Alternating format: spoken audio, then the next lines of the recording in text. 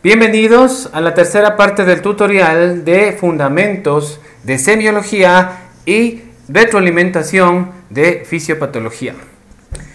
Hasta este momento hemos abarcado la primera parte de la historia clínica. Recuerden que la historia clínica tiene tres partes. La primera, que corresponde a la anamnesis, donde se ven los datos de filiación, la enfermedad actual y el motivo de consulta. Luego tenemos la parte del examen físico como segundo eje de esta historia clínica.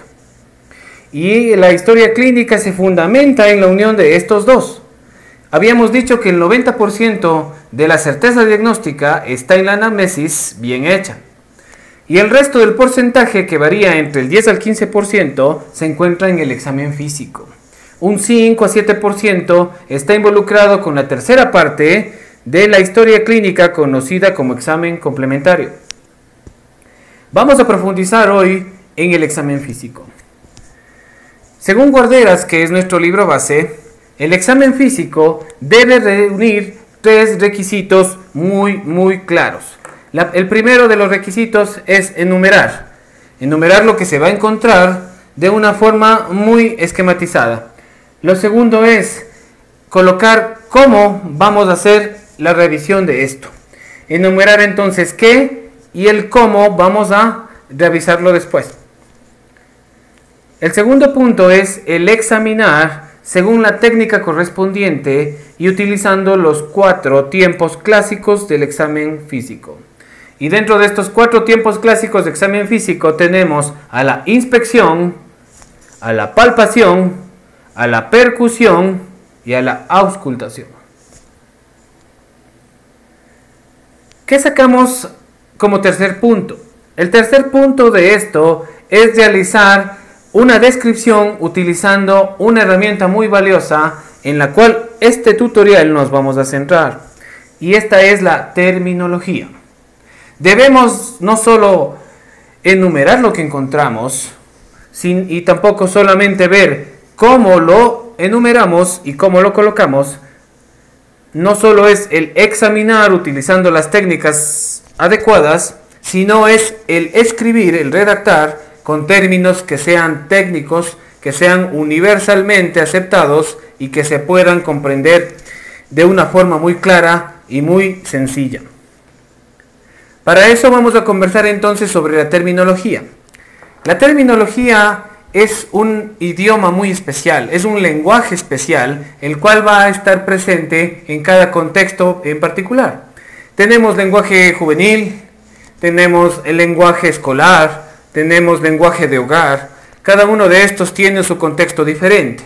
De igual forma, la salud tiene un contexto muy especial y por ende un lenguaje, un modo de comunicación que es particular de ella.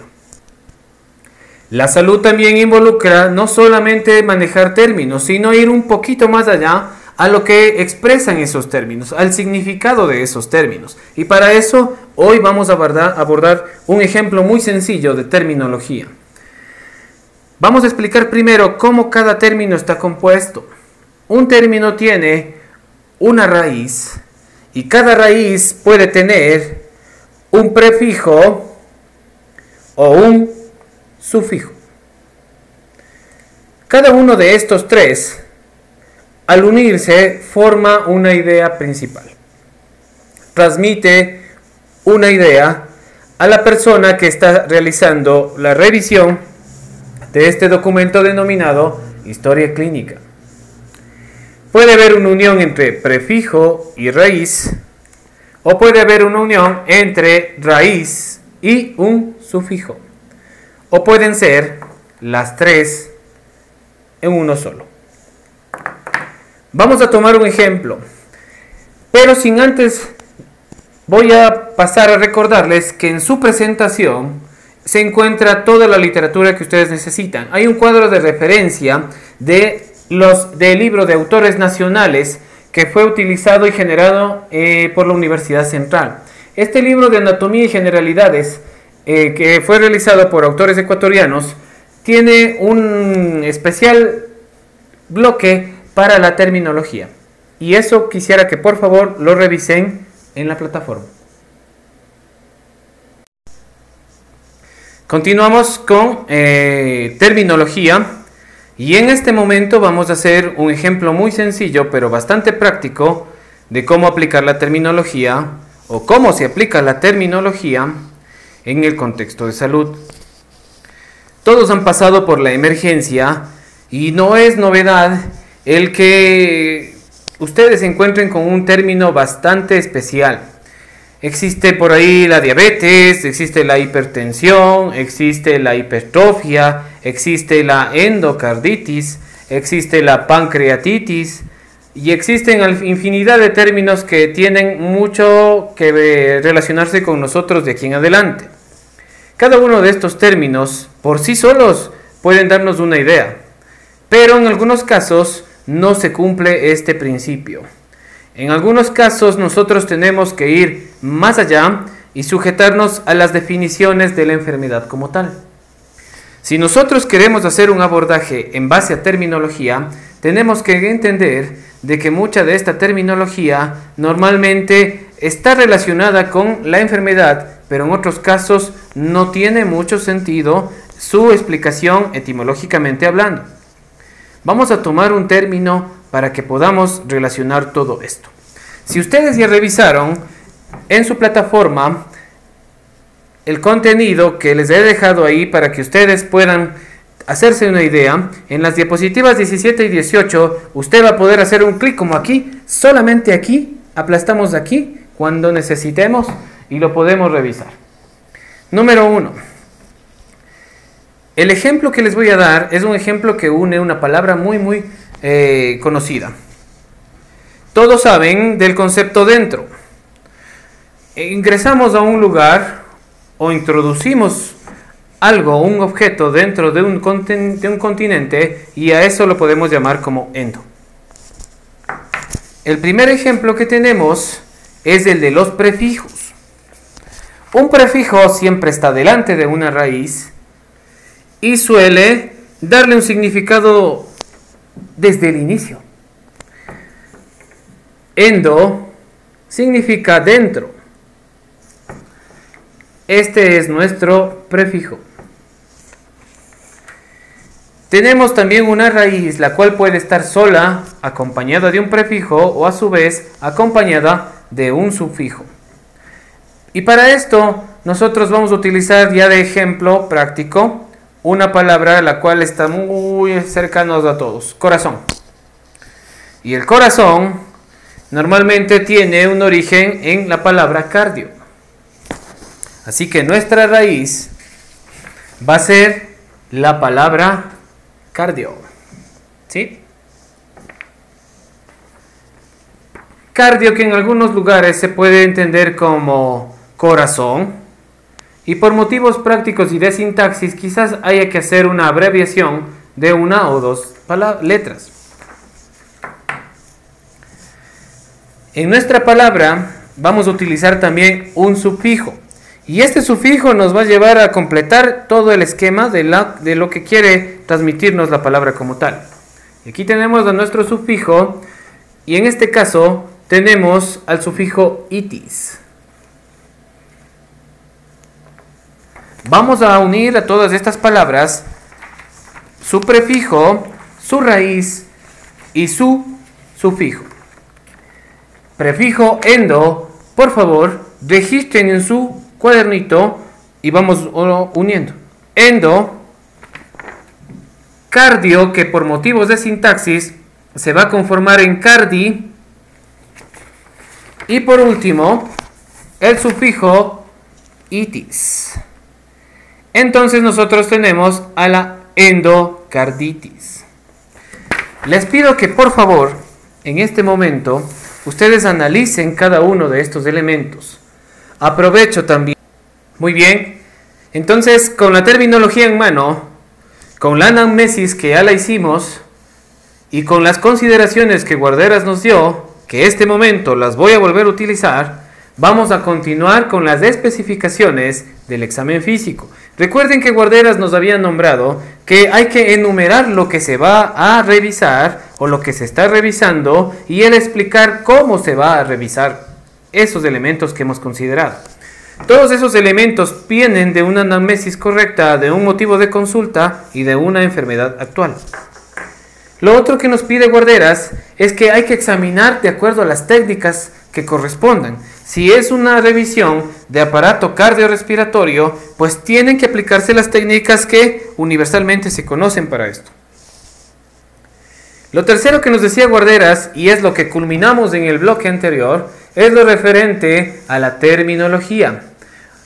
Una vez que hemos revisado también en nuestra base en la plataforma sobre algunos ejemplos de prefijos, sufijos y raíces, además de conocer de otros 2 o 3 términos que se utilizan en complemento o para dar fuerza a ese término, pues nos va a ser más sencillo el poder transcribir todo lo que encontremos en el examen físico. Antes de ingresar al examen físico y a las técnicas que se van a utilizar, debemos entender que el examen físico se puede hacer de diferentes formas. Hay un examen físico general, hay un examen físico que es regional, ¿sí? Y hay un examen físico que es especializado o especial y se realiza por aparatos y sistemas. Guarderas nos da una pauta aquí antes de ingresar al examen físico como tal. Nos indica que este examen físico debe tener una coincidencia muy crítica el momento de realizarse. Si nosotros empezamos con un examen físico general, indudablemente que tenemos que empezar por signos y constantes vitales, signos y constantes de antropometría, y en eso nos vamos a centrar en este momento. Solamente por nombrar y completar la idea, indicaré de que este examen físico tiene que guiarse región por región, pero en el caso del examen especializado va a hacerse por aparatos y sistemas. ¿De qué va a depender esto? Va a depender de lo que usted encontró en el motivo de consulta y en la revisión, obviamente, de los aparatos y sistemas. La enfermedad actual aquí nos va a dar una pauta muy importante de por dónde empezar, ¿sí? Y en qué intensidad vamos a llevar y en qué velocidad vamos a llevar este examen físico. De hecho, esta pertinencia que el examen físico me da en base a la enfermedad actual hace que yo pueda dar una clasificación a mis pacientes. Y a esto se conoce como triaje, ¿sí? Es el ordenar, el clasificar, el priorizar, ¿sí? A cada uno de mis pacientes de acuerdo a sus características de enfermedad que ese momento tenga. Entonces, vamos a hacer un ejemplo en este momento, el ejemplo que ustedes tienen ya en la historia clínica que elaboraron en casa. Ese va a ser su ejemplo práctico. En el caso mío, se va a tratar de una paciente que viene con un dolor precordial que es súbito, pero que tiene algunos componentes anteriores que se han venido repitiendo en menor intensidad. Esta paciente tiene 69 años, es una paciente que vive sola, es una paciente con antecedentes de una tos productiva, es decir, de un problema respiratorio. Esta paciente, con este primer documento habilitante que ustedes tienen en casa, la historia clínica se está configurando a un posible y pronto diagnóstico. Llegamos al examen físico. Guarderas cita que la primera parte del examen debe ser de forma general. Este examen general consta a su vez de algunos parámetros. Parámetros como la frecuencia cardíaca, la frecuencia respiratoria y la temperatura, entre otros. Además, se pide analizar constantes antropométricas como el peso, la talla, la relación que hay entre estas dos, conocida como índice de masa corporal, y el estado constitucional del paciente. Todos estos datos nos van a permitir a nosotros darnos una idea de la gravedad del paciente que tenemos enfrente. Para poder estadiarle al paciente y priorizarle su atención, necesitamos utilizar estas herramientas basándonos en el análisis de cada uno de estos elementos, la frecuencia cardíaca, la frecuencia respiratoria, la temperatura, porque esto nos va a dar un indicador de cuán rápido debe ser su atención. A este proceso se le conoce como triaje. En el Ecuador, las instituciones de salud están utilizando el triaje de Manchester.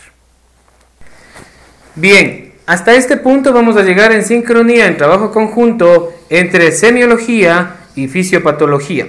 Indudablemente que teníamos que tomar en cuenta lo que hemos revisado para que podamos hacer, en el caso de los compañeros de fisiopatología, un recorderis de todo lo que se había estudiado en semestres anteriores, y en el caso de semiología como una introducción a los fundamentos de esta materia. Desde este punto en adelante nosotros vamos a diferenciarnos en cada una de las materias y las presentaciones serán diferentes. Gracias.